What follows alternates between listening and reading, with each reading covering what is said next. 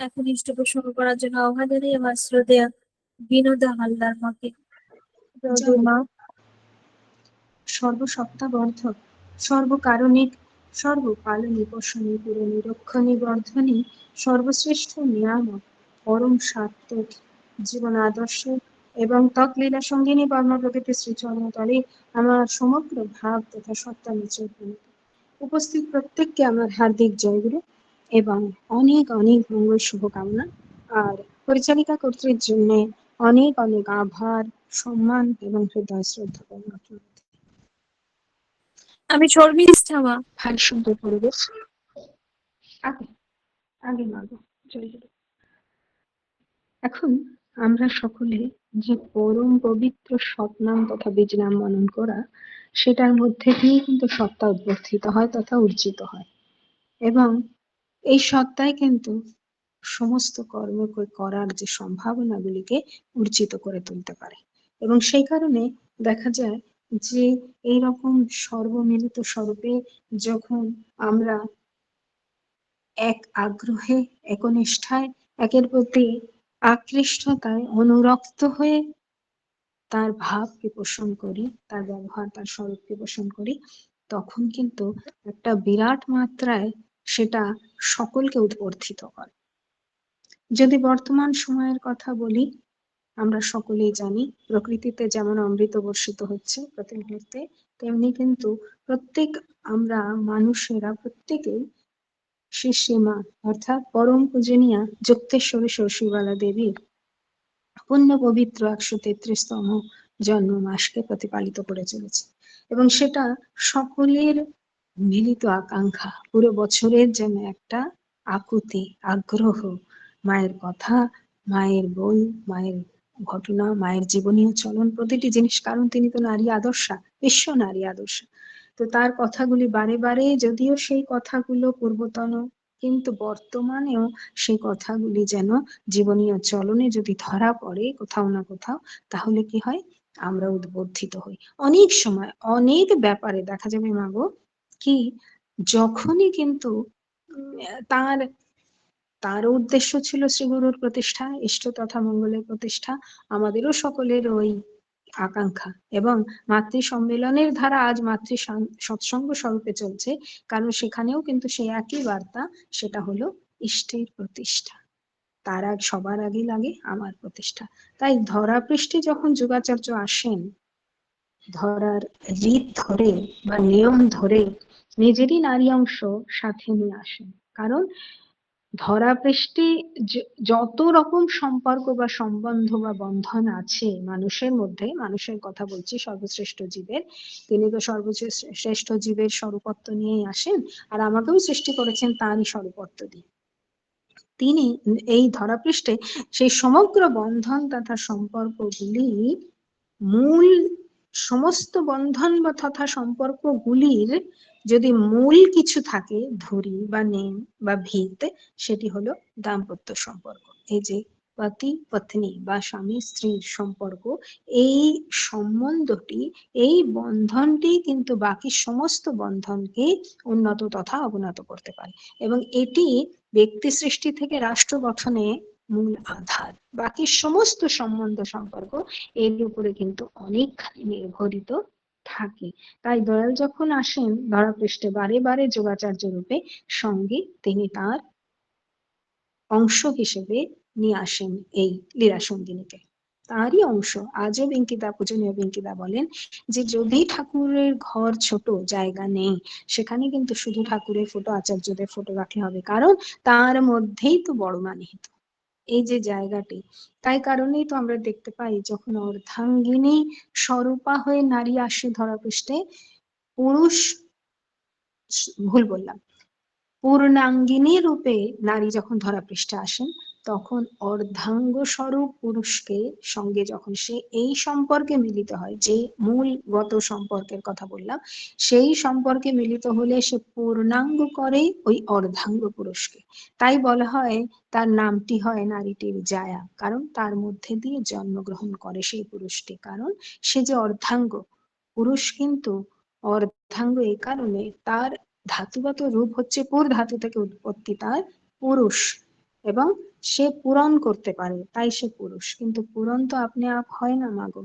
চাহিদা, অবস্থা, পরিস্থিতি, মানুষের চাহাত থাকলে সেটাকে পরিপূরিত করার জন্যে সে পূরণ করে পুরুষ পূর্ণত্ব দেয়।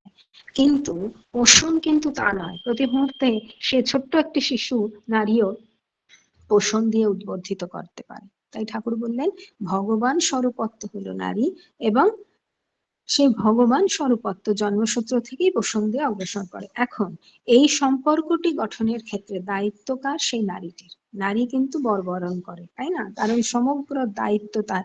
আর্যকৃষ্টি, আমরা যে আর্যাবর্তে বাস করি, যার নাম আজ ভারতবর্ষ, সে আর্যকৃষ্টির রীত কিন্তু এটাই বলে যে নারী তার বরকে বরণ করে, কারণ তার মধ্যেই দেওয়া পোষণ এবং তার মধ্যে দিয়ে পুরুষ পূর্ণাঙ্গিত হয়ে সেই পুরুষের যত জীবনীয় সম্ভাবনাগুলো ছিল সেগুলো বাস্তব হওয়া শুরু করে। এবং তাই দেখা যায় মাত্র 11 বছরের ছোট্ট একটি কন্যা, সে কিন্তু নিজেকে নিজেই ওই 17 বছরের অনুকূলের সঙ্গে সমর্পিত করে পূর্ণরূপে। কারণ এই ধরাপৃষ্ঠে এই অভিনয়ই চলবে। এই অভিনয়ের দ্বারাই তিনি যখন আমার মতন স্বাভাবিক মানুষের জীবন, সংসার, পরিবার পরিজন, সমস্যা, প্রতিকূলতা, নানা রকম নাকারাত্মক পরিস্থিতিকে উদ্ধার করে চলেন, সেগুলো দেখে দেখে আমি অনুরত হই তার প্রতি। অনুরত, তারপরে অনুগত, তারপরে ওই অনুরাগ বা রীত যেটা সৃষ্টি হয়, অনুরাগ সৃষ্টি হয় আমার তার প্রতি। কারণ তিনি সর্বতোভাবে শ্রেষ্ঠ, প্রতিটি পরিস্থিতি তিনিও জীবনে পার করেন, কিন্তু আমি আটকে যাই, সেখানে তার প্রতি শ্রদ্ধা জন্মায়।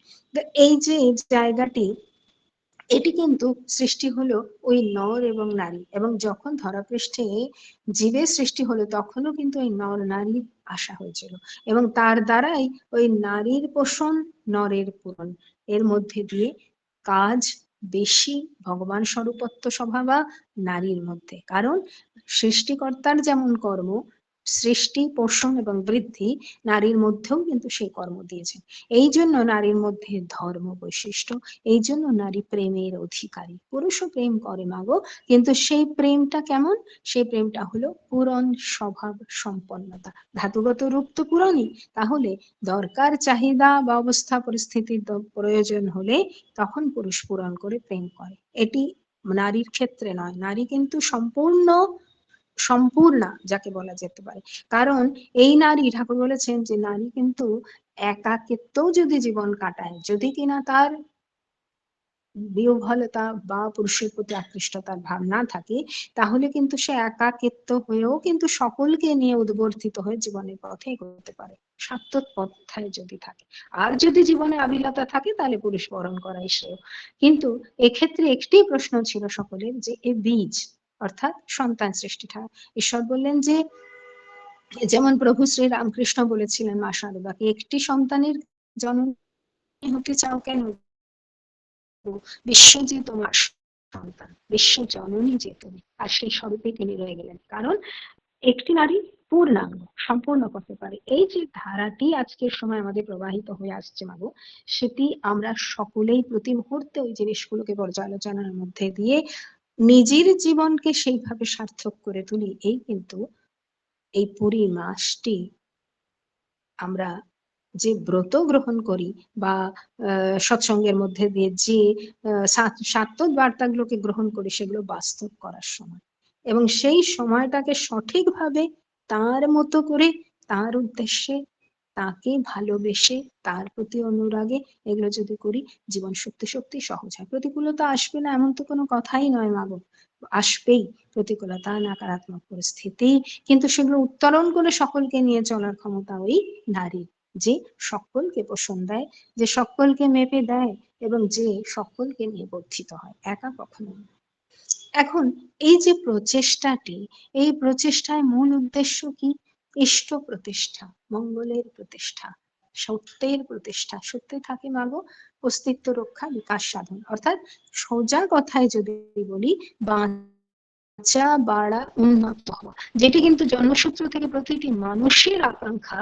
কেমন করে বাঁচবো ধরাপৃষ্ঠে, বহু সমস্যা, বহু কর্মসাধনা, বহু প্রতিকূলতা, সেগুলোকে উত্তরণ করে সকলকে নিয়ে বাঁচবো কি করে? বাঁচলাম, তারপর বাড়ার প্রশ্ন, বাড়লাম তো উন্নতির দিকে। উন্নতি কি করে হয় মাগো?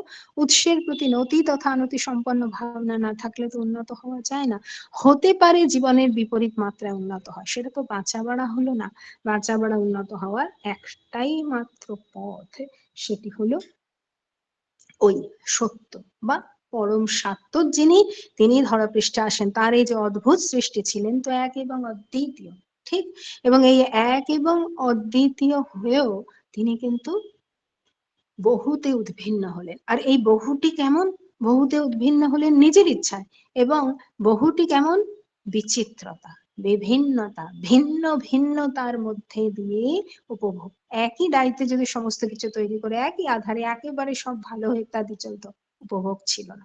যখন বিকৃত পন্থা, প্রতিকূলতা, নকারাত্মক পরিস্থিতি, সমস্যা, এগুলো যখন আসে, ওগুলোর মধ্যে দিয়ে, উত্তরণের মধ্যে দিয়ে সঠিক উপভোগ তো তাই, তিনিও সেটা চান স্বয়ং ব্রহ্ম, যিনি আমার সৃষ্টিকর্তা এবং স্থিতকর্তা বিষ্ণু এবং লয়কর্তা মহেশ, সকলের মিলিত স্বরূপ পরম ব্রহ্ম গুরু, যিনি আমার শারীরিক রূপে আমার মতো নর দেহ ধারণ করে নরতন নিয়ে ধরাপৃষ্ঠে আসে আমাকে শিখিয়ে করিয়ে নেওয়ার জন্য।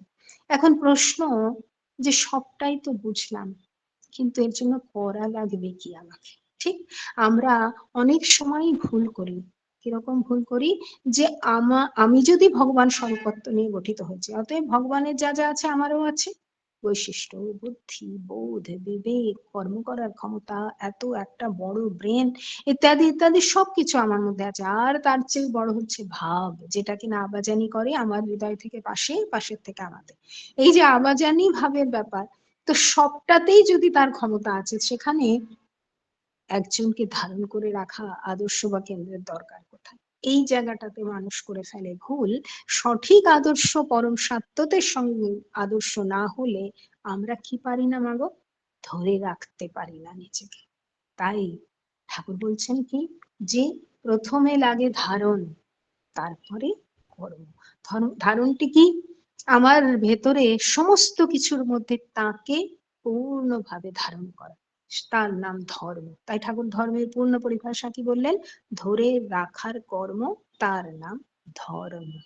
এই যে ধরে রাখার কর্ম কি করে হয়? যখন তাকে ধারণ করি, তিনি পরম সত্য, ত্রিকালদর্শী, সর্বশক্তিমান, আমার সৃষ্টিকর্তা, পরম কারণিক, যা কিছু বলি সবই তিনি। তখন কি হয়? সেই সত্যকে যখন ভেতরে ধরে রাখার চেষ্টা করি প্রতিটি জীবনীয় চরণে, অর্থাৎ আমার ভাষায়, কর্মে, দৃষ্টিতে, আমার সেবায়, পোষণে, পূরণে, আচারে, ব্যবহারে, প্রত্যেকটি জিনিসে আমার ভেতরের সকারাত্মক ভাবও আছে, নকারাত্মক আছে। যখন সত্যতের সঙ্গে জড়িত হই, তখন কি হয়? ওই যে সতের সঙ্গ, যে অনুষ্ঠানটায় আমরা এখন জড়ে আছি, কেন? ওটা হচ্ছে সর্বমঙ্গলময় সত্যত অনুষ্ঠান। প্রত্যেকের ভাব নিচোড় আমার হৃদয়ে আসছে এবং আকণ্ঠ পান করছি সত্যকে। সত্তা অর্জিত হচ্ছে, তার সঙ্গে যুক্ত হচ্ছে। ভিন্ন ভিন্ন ছিলায় যুক্ত হওয়াই তো আমাদের লক্ষ্য। তবেই তো ঠিক করে দাঁড়িয়ে থাকবো, নতুবা তো বিকৃত পথে দৌড়ে পড়বো। তাহলে সমগ্র জীবনীয় চলনে তাকে ধারণ করা, এবং সেই ভাব যখন পোষণ করি, সত্য ভাব, তখন আমার প্রত্যেকটি জীবনীয় চলনে সেগুলোই বাস্তব হবে। হবে তো? কারণ যে ভাব মনকে অধিগ্রহণ করে মত বা মতির সৃষ্টি করে, সেটাই আমার জীবনীয় চলনে বাস্তব হয়, বা আকৃতি পায়, বা মূর্তি পায় বললে ভালো হবে। তখন পাশের মানুষটি দেখে উদ্বর্তিত হয়, সেও এই পথে চলে পড়ে। এই হচ্ছে রীতি। এখন এই যে জায়গাটি, এই যে ভাবে ভাবান্বিত হলাম, সেক্ষেত্রে কি হলো? তিনি আমার ধারণে আসলেন, অর্থাৎ আমার ভেতরে। কিন্তু এমনি এমনি কি করে ঢোকাবো? তাকে প্রবেশ করাবো যখন আমি খালি হব। ঠাকুর কি বললেন শাশ্বতী গ্রন্থে? যে ঈশ্বর প্রাপ্তির জন্য সর্বহারা হওয়া লাগে। ঈশ্বর প্রাপ্তি কি গো মা? ঈশ্বর প্রাপ্তি হলো সেই জিনিসটি যেটা কিনা আমাকে তার সঙ্গ, তার চরণ স্পর্শ, কি তাকে ছোঁয়া, কি তার সঙ্গতে থাকা, সহবাস, এটা তো ঈশ্বর প্রাপ্তি নয়। ঈশ্বর প্রাপ্তি হলো আমার ভেতরে আমি কতখানি তাকে আপ্তি করলাম। কিন্তু আপ্তি করতে গেলে কি করতে লাগে? আমাকে সর্বহারা হতে হয়। এখন এর মানে সর্বহারা মানে কিন্তু সম্যক প্রকারের ন্যস্ততা, মানে বা সন্ন্যাসের পরিভাষা কিন্তু এই নয় যে সংসার গৃহ পরিবার পরিজন ছেড়ে জঙ্গলে একা একা। সে তো স্বার্থপর, সে শুধু নিজের কথাটুকু ভেবে সন্ন্যাস গ্রহণ, তার দ্বারা হবে না সংসার, তাই সে ছুটে পালিয়ে যায়। কিন্তু ঠাকুর তা বললেন, ঠাকুর বললেন যে ভোগের বস্তু সম্মুখে রেখে যে ত্যাগ, সেটি সর্বশ্রেষ্ঠ ত্যাগ। এর চেয়ে বড় সন্ন্যাস গ্রহণ আর কি? সম্যক প্রকারে ন্যস্তের নাম সন্ন্যাস। তাহলে আমাকে কি করতে হবে? সংসারেই থাকতে হবে, সমগ্র দায় দায়িত্ব যতটা সম্ভব আপ্রাণতার সঙ্গে তাকে আমি প্রতিপালিত করব। আর সমর্পণ কোথায় থাকবে? ওই তার চরণে। ওই সমর্পণের মধ্যে দিয়ে তাকে আমি ধারণ করব। এই ধারণের দ্বারা আমার মধ্যে ধর্ম সঠিক উপায় প্রতিপালিত হলো তার মতো করে। এবার হচ্ছে কর্মের ধারা। কর্মটা কি করব? কর্ম ছাড়া তো আমার হাতে কিছু নেই। যে কোনো অবস্থা পরিস্থিতি প্রাপ্তি করতে হয় বা এগিয়ে চলতে হয়, কর্ম একমাত্র সক্রিয়তা। তার উপায়টা কি? তার জন্য করছি। আজকে রান্না করছি তার জন্য, অফিসে জব করছি তার জন্য, বাচ্চাদের পড়াচ্ছি তার জন্য, বাচ্চাদের প্রতিপালিত করছি তার জন্য। প্রতিটি কাজ, এটা তো আমি আমার জীবনের কথা বলছি, সকলের যে যেখানে যে জগতে যার বাস, প্রত্যেক অবস্থা প্রতিটি কর্ম হবে তার জন্য। তখন কিন্তু ভুল হয় না মাগো। বড় স্তব এবং সাধনার সঙ্গে প্রতিপল আমরা এগিয়ে চলে সে কর্মগুলো করার চেষ্টা করি, আমার ঠাকুর কষ্ট না পান, তার মতো হয়ে চলা, অনুরথ যাকে বলে। তো সেই রকম চলে পড়া, এবং এই চলে পড়ার মধ্যে দিয়ে কিন্তু ধর্ম প্রতিষ্ঠা হয়। এখানে তাহলে মূল কথা কি রইল মা? সমর্পণ, তাই না? পূর্ণরূপে সমর্পণ। সেই নফর ঘোষের কথা মনে পড়ে। ছোট্ট সময়ে ঠাকুরের কাছে আসে পাবনা হেমায়তপুর থেকে। সে কিন্তু পড়ালেখা জানতো না, জ্ঞান বুদ্ধি ক্ষমতা কিছুই ছিল না তার। শুধুমাত্র একমাত্র কেবলমাত্র ঠাকুরকে ভালোবেসে ফেলেছে প্রচন্ড ভাবে। ঠাকুরকে ছেড়ে যেত না, সামনে বসে থাকতো দিনের পর দিন। হঠাৎ একদিন এক তান্ত্রিক আসলো শ্মশানের। তারা সব মাঝে মাঝে কেউ না কেউ আসতো উৎপাত করার জন্য। যেখানে মঙ্গল সেখানে তো অমঙ্গল আসবে, তাই তো? মঙ্গলকে প্রতিষ্ঠা করতে দিতে অমঙ্গলের বড় কষ্ট হয়েছে। তো সে একটি ওই সৎসঙ্গের আশ্রমে প্রতিপালিত ছাগ শিশুকে নিয়ে যাবে, বলি দেবে, এবং সেই ছাগ শিশুটি তার চাই। কেন? ঠাকুর কষ্ট পাবেন, অনুকূল কষ্ট পাবেন, যন্ত্রণা পাবেন। এসে নানা রকম ভঙ্গিমা কথা বার্তা করে জোর করে উঠিয়ে নিয়ে সেই ছাগ শিশুকে নিয়ে সে শ্মশান ঘাটে। এবং সেখানে আরো তান্ত্রিকরা বসেছেন, মাঝখানে যজ্ঞ বা তাদের হাবন চলছে, তার মধ্যে সেখানে তারা বলি দেবে। সেখানে সামনে বিরাট মায়ের মূর্তি। মা নাকি তার সন্তানকে কেটে দিলে বড় তৃপ্ত হয়, এটা তাদের বিচার। এখন ঠাকুর বড় কষ্ট পাচ্ছেন, একেবারে কাটা মাছের মতো ছটপট ছটপট করছেন ঠাকুর।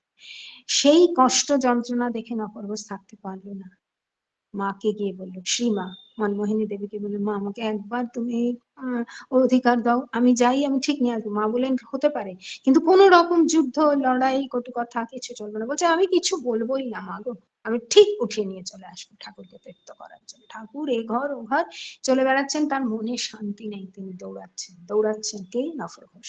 দৌড়ে দৌড়ে সেই জায়গায় গিয়ে এমন শক্তির সঙ্গে সেই একটি গোল ওই তান্ত্রিকদের বন্ধনের মাঝখানে লাফিয়ে জয় গুরু বলে ওই ছাগ শিশুটিকে ওখান থেকে উঠে, আর ও তো চিৎকার করেই যাচ্ছে শিশুটি, আর মাও বোধহয় চোখের জল ফেলছেন, উঠিয়ে নিয়ে এক দৌড়। তার পিছা করতে গিয়েও কিন্তু তারা তাকে ধরতে পারলো না। সে সেই ছাগ শিশুটিকে নিয়ে সোজা চলে আসলো ঠাকুরের কাছে। আর ঠাকুর কি আপ্লুত, নফর তুই কি কাম করলি।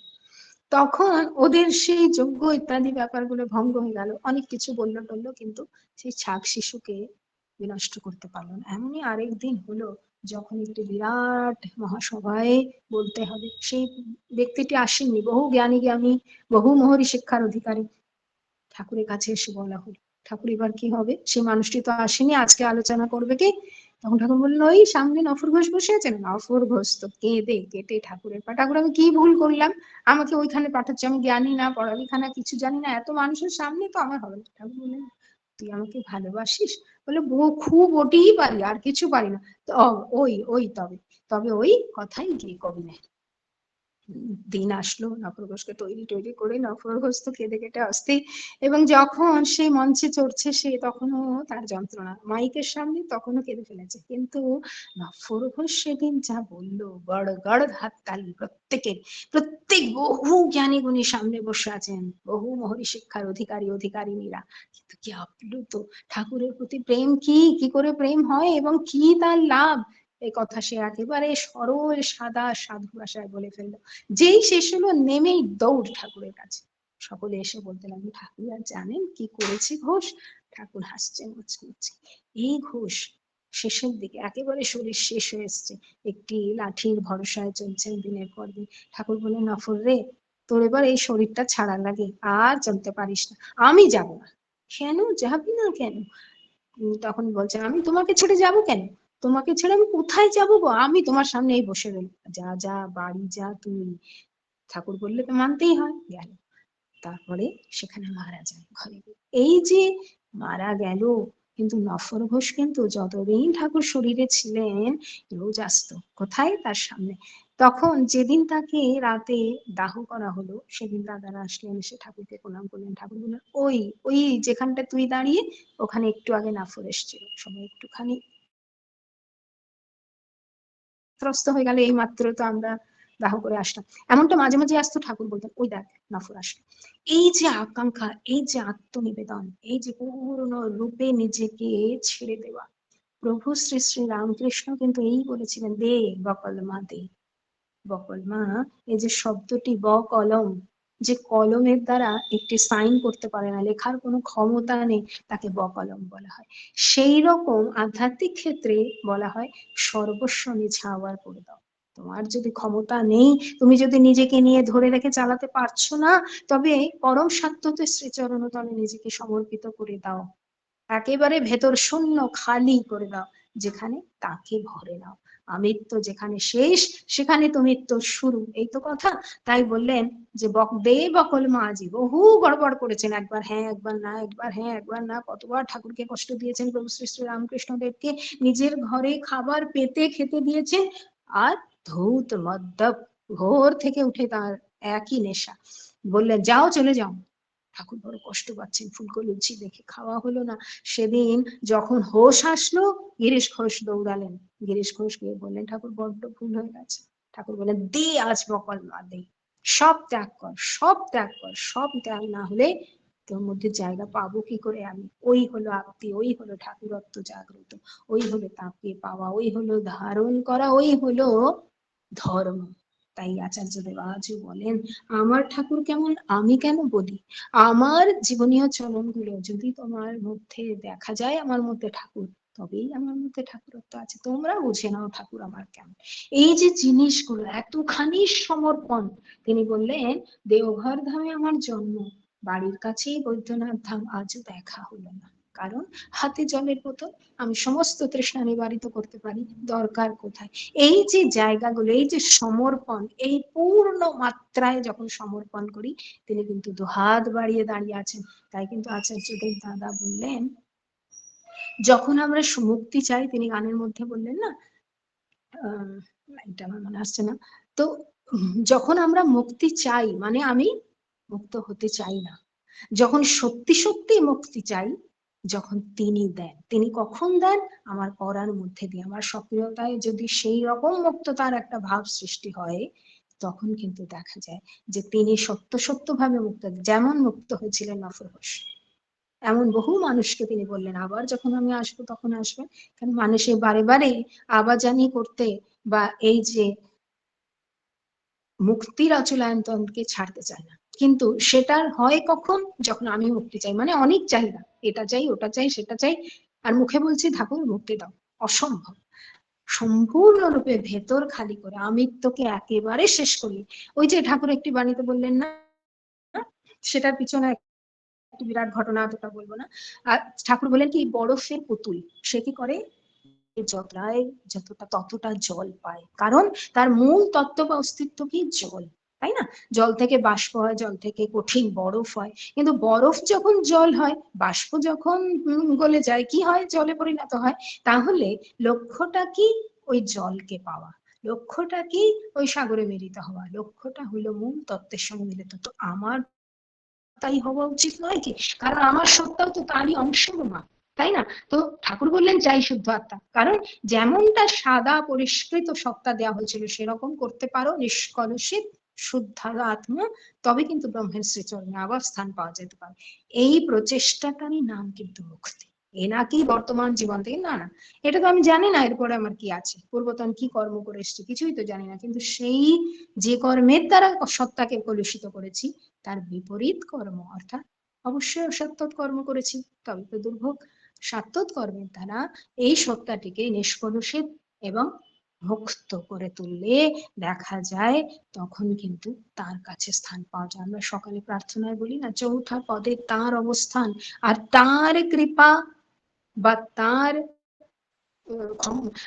ইচ্ছা না হলে, মেহের বলি না, মেহের, তার মেহরবানি না হলে আমরা তার চরণে স্থান পেতে পারি না। তার জন্য লাগে পূর্ণ সমর্পণ বা সম্যক রূপে ন্যস্ত করে দেওয়া, তার মতো করে চলা, তার ইচ্ছায় চলা প্রতিটি কর্ম। তবে হ্যাঁ, জীবন সংসার দায়িত্ব কর্মসাধনা কোনোটাই ছাড়া যাবে না। প্রতিকূলতা, নাকারাত্মক রোগ, শোক, গ্রহদোষ, বুদ্ধি বিপর্যয়, দারিদ্র্য আদি সব আসবে, কিন্তু সেগুলোকে যত সহজভাবে উত্তরণ করবো, সেই সহজটা হবে কি করে মাগো? সেই সহজের একটাই পদ্ধতি, তার প্রতি খুঁটা বাঁধা। সমগ্র বৃত্তি ভেদি টান, বৃত্তিগুলো নিয়ন্ত্রিত থাকে, আমার কৃতদাস হয়ে থাকে, যখন বলি ওঠে, যখন বলি শোয়, এইরকম অবস্থা করে যখন চলি তার প্রতি অনুরাগে, তখনই কিন্তু তার শ্রীচরণে ঠাই মিলে। মঙ্গলময় প্রভু শ্রীচরণ তলে সত্তা নিচল প্রণতের সঙ্গে সকলের জন্য হার্দিক জয় গুরু। জয় গুরু মা। আমরা জয় গুরু মা, জয় গুরু। অপূর্ব আলোচনা আমরা শুনলাম। খুব সুন্দর করে আমার বিনোদন আলোচনা করলেন যে এই ধরাধামে যখনই পরম পুরুষ এসেছেন তখনই তার লীলা সঙ্গিনীকে নিয়ে এসেছেন। তিনি পরিপূর্ণ হওয়ার জন্যই তার লীলা সঙ্গিনীকে নিয়ে এসেছেন।